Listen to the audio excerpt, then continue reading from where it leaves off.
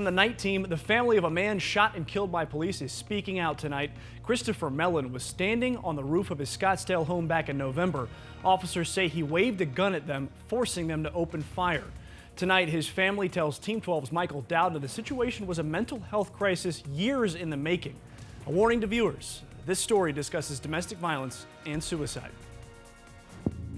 And he's going crazy, and he threw my mom's clothes out in the driveway and set them on fire. On November 11th, 2020, panicked 911 calls. Yes, he's lighting everything on fire, and he's kicking and punching my sister. Scottsdale police arriving to find Christopher Mellon standing on the roof of his house, waving a gun.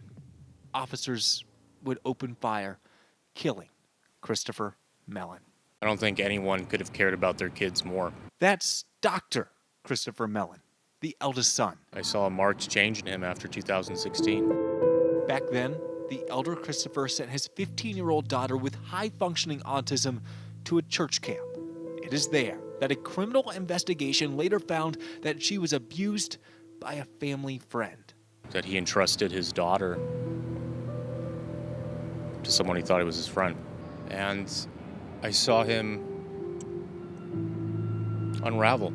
Which brings us to that November day. Can you guys hurry, please? Ma'am, I already told you we have officers en route. His dad at a breaking point. Dr. Mellon gave him a call, hoping to calm him down. That conversation was with a disease.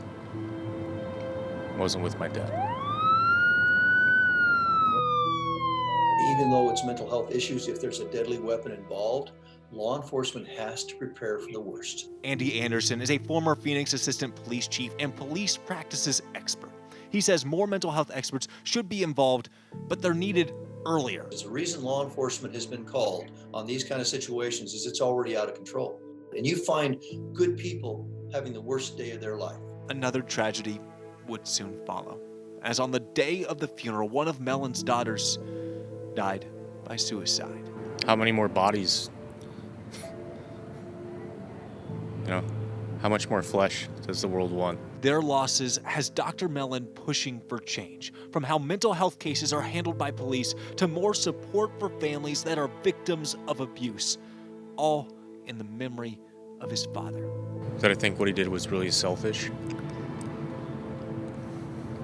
But I love him. I'm really proud of him.